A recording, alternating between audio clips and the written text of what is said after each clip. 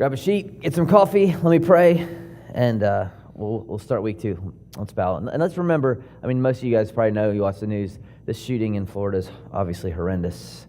It's a bad situation, obviously, anytime, but so let's just pray for those folks and the churches there that they would be effective at this time and pointing people to Christ. So, Father, we gather this morning just as men, just to encourage each other, to sharpen each other, to think about things that you have wired us up to do. And so just help us to begin to think clearly. Maybe we even think clearly, Lord, but maybe we just need a language to develop. Maybe we need to be more diligent about training others, about teaching others about our own men in our house, and even women that we're raising. And so just give us clarity on what your truth says about this topic of work.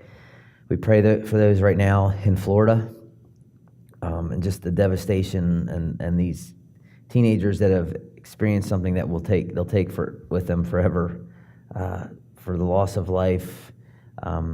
Lord, we just see the brokenness of man, and we see that it's not getting better, and you told us it wouldn't, but it's an opportunity for us to point people to Christ, to the gospel that heals and that comforts and that ultimately gives hope. And so just pray that the churches in this area would have answers and point people to you, and they would be there and love people well. It's in Christ's name I pray. Amen. All right. We are talking work, and this week, week 2, we're going to talk about, it's not a really long session, so we should be able to get to our groups fairly quickly. But we're talking about working in a fallen world. Work in a fallen world. And so again, baseline definition for us, for men, as men, and we talk about redeeming masculinity, that's the core of everything. We have if it's not in your notes, it was in there last week, but we accept responsibility as men. We lead courageously. We reject passivity. And then we expect God to reward us ultimately for doing those things. And just what is on your sheet, just a kind of working definitions of what we're going with. So when we talk about work, we're talking about, very simply, energy expended. Energy expended. Rest is energy recovered. We're going to do a whole session on that. Recreation, a little bit different than the rest, is energy diverted. And escape, we're going to have a whole week on escape, is energy corrupted, which is a really important idea for us. And so if you missed last week, or just as a reminder, kind of big picture is that we said that God is a worker, and therefore we who bear his image are workers. It's not just that God created work, he did do that, but God worked.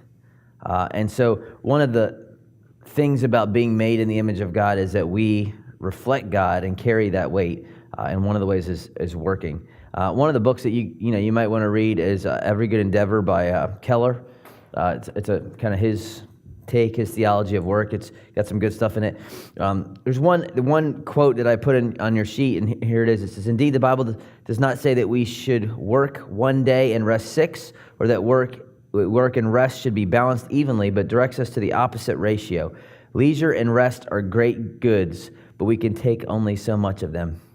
The idea that we are created to do and to be in the saddle and carry weight, and that's how you were made. And one of the difficulties we see, and you probably see it in this culture, but we see it with young men, is that young men are carrying so little weight these days. They feel so little responsibility, and so their parents are paying for everything. Their parents are doing everything for them. They get this sense of entitlement. They get the nice car, and they don't have to pay for gas. They don't have to pay for anything, and they got all this masculine energy that God has wired them up to have. All right, with pursuing and protecting and providing this kind of thing that God's created us to be, and all these hormones flowing and all this going on in them, and when they're not carrying any weight, they turn all that energy in on themselves, and they become arrogant and difficult to manage, which, rebellious and angry and all these things, and even frustrated because they're not doing what they're created to. So a young man needs to be challenged, and he needs to work hard. That's what he's created to do. And so when he goes off to college, he's not all, I couldn't keep the Hope Scholarship, Dad, sorry, but, whatever, which is thousands of dollars. Why? Because he's playing video games or something, or, but it's dad's money anyway, so it's no big deal.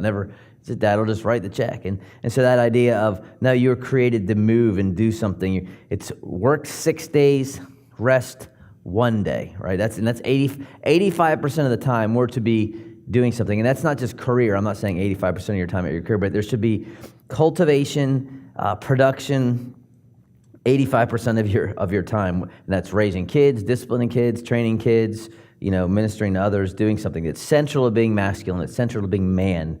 And that's why, for your notes, that work carries such a huge place in the male psyche, so to speak. Because we were taken, this is last week, we were taken out of the earth and we correspond to the earth. So Genesis 2, verse 5, there was no bush in the field yet in the land, no small plant in the field had sprung up, for the Lord God had not caused it to rain, and there was no man to work the ground. And that is very gender specific. It's not mankind. There was no Adam. There was no man. And so what does God do? The earth is fruitless. And so to match its fruitlessness, what does God do? He creates male to correspond to the fruitlessness. So what man does is he helps this become fruitful. And then God looks at man and he says, man is not fruitful. So what does he do? He creates woman to help man be fruitful. She corresponds to him. He corresponds to the ground. And that's one of the reasons it holds such a big place for us. That's we're relationally related to the ground. So the rationale behind man is God is wanting to make this creation more fruitful. And so we're going to talk a little bit about that. Just what does that look like in a fallen world? Because if it's so important, we need to kind of at least have a language and grapple with the list. Because some of you probably have never lost a job. Well, I mean little jobs, but never lost laid off, downsized, whatever. Some of you have, and you know how that just. I've seen it. I've counseled through it. How it just is huge. It's a huge thing for this job that not only provides, but just in many ways becomes sometimes our identity, is now gone. And now what am I going to do? What am I going to be in my life? And how that could just be traumatic for our life, because it's a big deal. And so in your notes, just kind of spend a few minutes talking about three big kind of categories about working in a fallen world, working under the curse, right? Because after sin happens, Genesis 3, here's what God says, Genesis 3:17, to the man, right? Because he was passive, because he listened to the voice of his wife, because they disobeyed God. Verse 17, to Adam he said, because you have listened to the voice of your wife and have eaten of the tree of which I commanded you, you shall not eat of it. Here it is, cursed is the ground because of you. In pain you shall eat it all the days of your life. Thorns and thistles it shall bring forth for you, and you shall eat the plants of the field. By the sweat of your face you shall eat the bread. You shall eat bread till you return to the ground. Why? For out of it you were taken, for you are dust, and to dust you will return. Right? So our fate is tied to the ground that we correspond to, right? We're just dust, kind of in a different arrangement. That's where we came from. Eve's curse is relational. Her curse is related to the man and childbirth, because out of the man she was taken. Our curse is related to the ground. It's cursed. Now there is going to be fruit. There is going to be some production, but it's going to be difficult. So here's kind of the first idea about working in a fallen world is the idea of frustration. Frustration. Just so as we rejected God and Adam by disobeying, the ground now rejects us, in essence. And it instead of cooperating with us like it was supposed to, and work was supposed to be, work, but it wasn't hard, now it is difficult. It's going to resist. It was supposed to be cooperative. It is not cooperative anymore. It fights against the one who is supposed to be able to cultivate it. And that's important, not just in farming culture, but just in all work, right? Work is frustrating. And whether it's, not being able to, you're working for months and months and months on this one project and it's not working, and it's just, why doesn't this come together? Or the deal that you've been trying to get, or the sale of this, or you've been training up your replacement for years and years and years, and all of a sudden after 10 years of investing in this guy and pouring all these resources and sending him off and helping him get his master's, your competitor across town comes in, swoops in and offers him $30,000 more and he's gone. And just all sorts of difficulties and challenges. And what you need to know is that it's not that there's something wrong with you or something wrong with work, that is built in to work, right? Running a church staff is, when it was 3 people, I was like, oh, it was so easy. Of 20 people, it's hard. You think, oh, they're all Christians, it should be easy. It's just difficult, right? And that is built into work. That's the way it's just frustrating. It's not that you have some personal problem, and you may, and it's not that you don't need to get better at X, Y, or Z, or, work on your weaknesses and your strengths. Yeah, we all want to do that, but it is a problem that we all have in common. It is built in. That is what God is doing in work. And you need to understand that that's part of it, and that you're not alone in the frustration, that it is that way, and it always is going to be that way. And you can get mad and rail against it and whatever, but that is what God is doing in the world because of disobedience. Work is frustrating, and that's just part of the deal. And that's what part we need to teach our young men. It's not because what do they? They find a job. It's not the perfect job, and I'm not happy, and it's hard, and sometimes it's this, and so what do? There's another job out there. My son, so he stopped working for Chick-fil-A a few weeks ago. Just the scheduling wasn't great for him, so it's because of school and all. But he's like, well, I think if I do Chipotle, I'm thinking it's all the same. It's just burritos versus chicken. It's not going to change. The hours are going to be the same, right? So if you don't like the hours, then don't go into that field. But that's the idea that we see. Oh, it's hard. Maybe if I go over there, it'll be a little easier. Maybe I'll go over there, I'll make more money. And it's this idea that, no, that's the way it is. Get used to that, right? You need to trust God in that, because it's not that something is wrong. It's that's the way it is. So I'm trying to encourage these millennials, especially, that stick in the job more than 9 months, right? Because it's not job to job to job to job to job to job to job to job to job. What have you done in your life? You've got 16 careers, and you actually have never done anything, right? So, and again, it's just the way. When I was on a church staff in Beaufort, and I was, this low guy on the totem pole, I thought, man, if I was in charge of this thing would be running smoothly, right? It'd be great. I handle all these issues. Well, now I'm in charge of this, and I'm thinking, man, I wish someone was in charge of this and just told me what to do. Then when everything falls apart, I can just say, well, just blame the guy above me, like it happens. He told me to do it, right? But that is built in, that frustration. And, there's certain things you can do, but it's going to be there. You're not going to just fix it by switching job. Second big idea, working in a fallen world, is the idea of impermanence. So in verse 19, by the sweat of your face you shall eat bread till you return to the ground, for out of it you were taken, for you are dust, and to dust you will return. So man was originally created for permanence. Right? There was this tree of life, and you can read about, C.S. Lewis does a lot of work on this, but the idea was they were supposed to live in this place and cultivate the earth, and they were supposed to live forever. And there was a tree of life that they would live forever, and that was the design. Right? It was all moving towards a place of glory and perfection. We were created for permanence. That's why when you go to a funeral, there's something deep inside you that says this is not the way it's supposed to be. Right? That guy's not supposed to be in that casket. This is wrong, that his soul is not with his body right now, because we were created to live and not to die. Now, the curse of sin is that we die now. And Jesus has solved that curse of sin for us. But the idea is we were supposed to be permanent, but now we're not. And so everything we are doing is also not permanent. Ultimately, your works will perish with you. And the man is constantly trying to bring permanence to himself, right? So you can go back, you can look at the pyramids. Who knows what they were for? Aliens, time travel machines, whatever, right? But they were certainly trying to do something great and let their mark be known. Put one guy in this huge thing, right, in this tomb. There's a grasping for permanence. You talk about after a president gets elected for the second term, what do they start talking about immediately? What will the president's legacy be? What will it's this idea of, they got to go build their library now, because once they build it, that's the idea of, I'm going to be gone, but I want to be remembered. I think about like Tom Brady. Why is Tom Brady still playing football? He doesn't need money.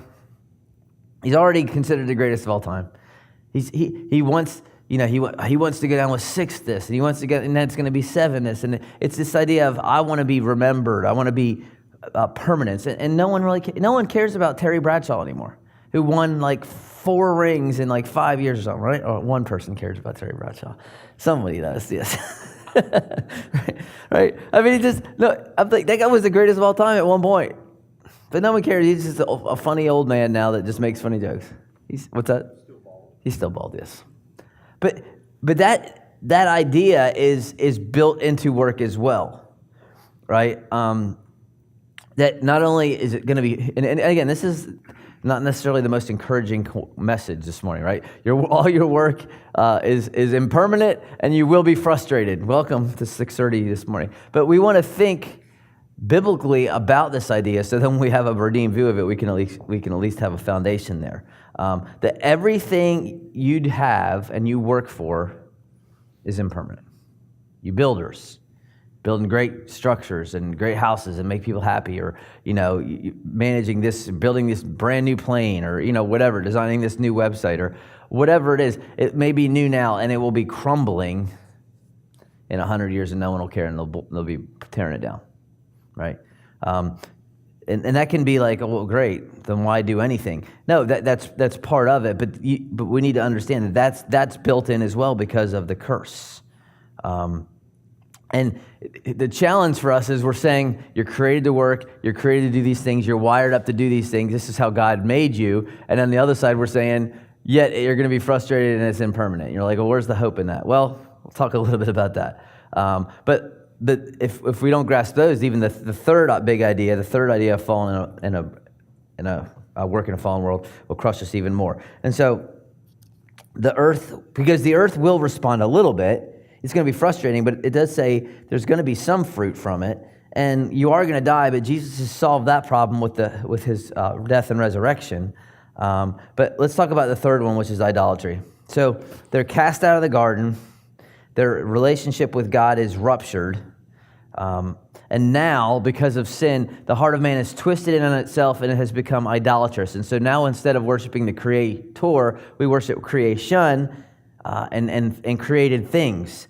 And because work is wired at the center of who you are, and it's important to your psyche, and it's part of just kind of your DNA, work becomes one of the most readily available idols of men, right? Because of its importance, just like sex. Sex and work, both very similar, very powerful ideas that we're wired up to pursue, and we're wired up with all this masculine sexual energy and all this work energy, and because it's so powerful, it is easy to turn it in on itself and become idolatrous. They are easy idols for us. It's why workaholism and sexual addiction are such prevalent ideas for men, right? It's why getting wrapped up in your hobbies and hunting and all these things, these things can become these idolatrous things, right?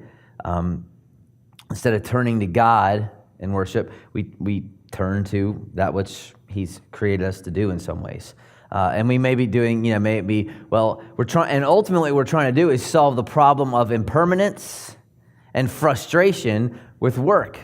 We're trying to solve the problem with it. So what do? We work harder, we work smarter, we use self-improvement books and get better, and we want to do those things and get better. But at the end of the day, God is the one who brings the increase.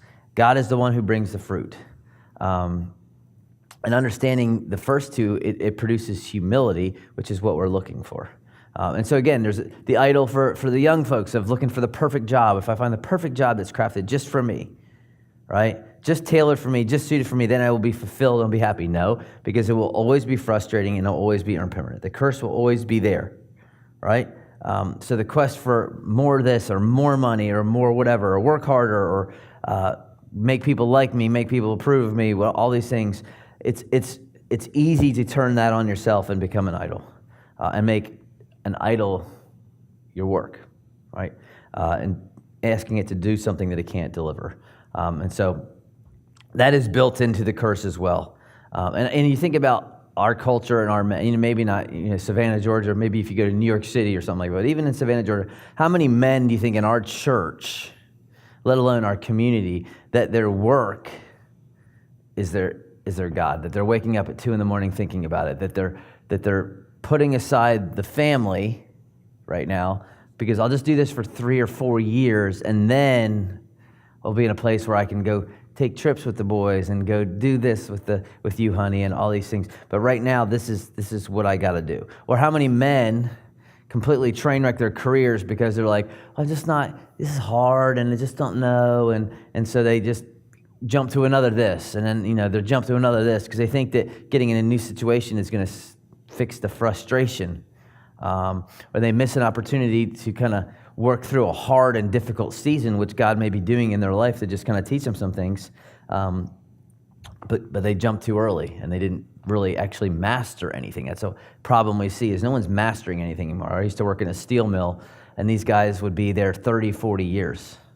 All these old union boys, they walked around and they owned the place. But man, they were masters of it. If it's this machine fixed or whatever, they were, and all the young guys didn't know what to do. You just don't see that people staying in jobs and careers and past for 30, 40 years anymore. There's no permanence. It's like, well, whatever, right? And you see that in young kids. I see it in my own boys. They're like, I get the whole, calculus doesn't really mean anything. I'm never going to use calculus, which is probably true. I'm not using it. The computer does it for you, right? That's right. I'm not using calculus at all, ever. I can promise you. But the point is, you may not ever use calculus, but this idea of you just think that you just want to get out and get a job, and your uneducated tail is all of a sudden going to be all this and all that, and someone wants to hire you because, why? Now, this is what you have in front of me. This is what we need to do. And yes, it's hard and it may seem useless, but this is the job you have right now. That's what I'm trying to tell my boys. Your job is Savannah Arts Academy right now. And getting a 52 in physics is not doing a good job, right? And so you just can't, one day I don't have to do physics again. Yeah, maybe, but right now this is what you got. But if you don't understand the potential for idolatry, you'll make excuses, right? So you'll neglect your family in a critical season, and then the 8-year-olds will be teenagers, and then they'll be miserable because dad was gone and dad never spent time, and you're going to grow up with no respect from dad and mom. And so not only is it hard at work, but it's going to be hard at home, because in the critical season, you were out there believing a lie, thinking work was going to satisfy and it's going to fix permanence, it's going to fix all these things. And the reality is it can't carry that weight. And so one of the benefits of being a little older now, not as old as some of y'all, is I can see both sides of this. I can see some of y'all who have said, okay, I'm going to switch this and I'm going to start using my life and investing not just at work but here. But I also see the young guy who's like starting to do that, and so I can kind of be in the middle and say, hey, don't be this, and I can learn from the guy that's like not doing this, right? And so I'm kind of in the middle of some of y'all. So what's the response to these things for us as believers? And we're going to talk about that in the next couple. We're going to rest. We're going to talk about escapism, which is, I think, big. It's probably my biggest, my temptation is, if things are hard at home, what do? I just pour myself more into work, not hobbies. And you think, I'm just working hard. Well, that's a form of escapism. So we'll talk about that, how to deal with it. But I think Jesus, and I put a passage there, Romans 8. You probably are familiar with it, and you can read through it. The idea of that passage is Jesus is not only redeeming work, but he's doing something in the world where it's all going to a place, again, of restoration, right? That the idea that creation is groaning, it's longing to go back to this, to Genesis 1 and 2, right? It's longing to be fruitful again. And what we believe as Christians, whether you know it or not, is that one day Jesus will come back, and whether you're pre, post, or whatever, there'll be a new heavens and a new earth in which righteousness dwells. There'll be a new creation. And in this new creation, what will we do again? The very thing that we were created to do. So you will be working. And this time, the earth will work with us, and it won't be, oh man, physics stinks, and oh man, I don't like this, and I want to switch to this. It will do what it was meant to do, and we will be what it's meant to be. So you're not going to spend the eternity kind of just going down to the beach and going to praise and worship services. I don't know exactly what it's going to look like. Randy Alcorn has some ideas in his book on heaven that you can read, which is a great read. But we will be working and doing something, right? We're created to work, and we will do that, and it will be joyful and fulfilling, and it won't be too much, it won't be too little. But it's going to that place. So what we do is we hope now that it's going to be redeemed, and we don't put too much weight in it. And those 10 or 11 things last week we talked about are good places to see the purpose of work. What it ultimately to provide, protect, and to pursue for us. We provide for our families. We're content. We have all sorts of teaching from Jesus on what it looks like to be content. We have all sorts of teaching on what it looks like to do things with excellence. We have all sorts of teaching on what does it mean to be my first priority is to God, then to my wife, then to my kids, then to my church, which is my job, and keeping things in order. But those are some guidelines on this. But the idea that it shouldn't carry too much weight in your heart and your soul if you're always thinking about it, and understanding it should be frustrating because it is frustrating. You want to do things with excellence, but you don't want to put too much stock in your 401k. And you're not living for retirement. I know that's a very American idea, but it is not a biblical one. And I'm not saying that you should work till you're 96 until you fall dead, but the idea of work, kill myself right now so that I can do nothing for the last 10 years of my life is not biblical. It's just not. If you can walk away from your job at 51 and then go do something, that's great, besides playing golf every day, because I don't know who could do that and not go crazy. But that you're actually, if you can work enough and you made enough money that you can go do something here now and you can do that's great. But the idea of I'm just going to take it easy for the last 15 years of my life is just not a biblical concept, not for men. And you will go crazy, and you will probably get divorced because your wife will drive you out of the house because you are not meant to be there, right? She will not just get sick for a week with a flu. I know you are not meant to be at the house more than a couple hours a day.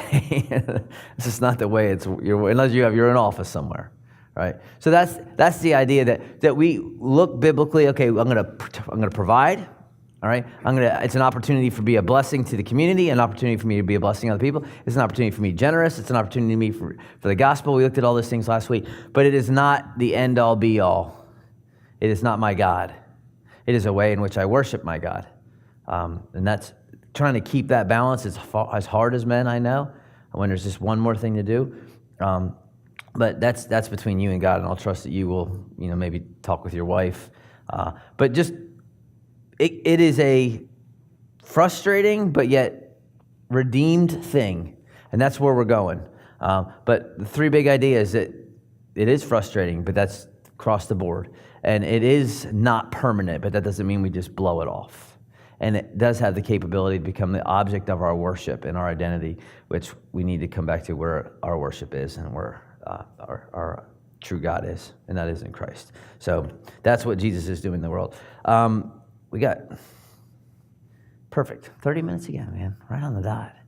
You got about 20 minutes in your groups to kind of talk through some of these things. And go off the sheet if you need to. Encourage each other as needed. Try to, some guys like to do the same group they did last week, and we were missing a couple guys this week from last week. Get some newbies, but go ahead and break into 4 or 5 groups of 4 or 5, and you guys can go through the questions there. Let me pray for your time.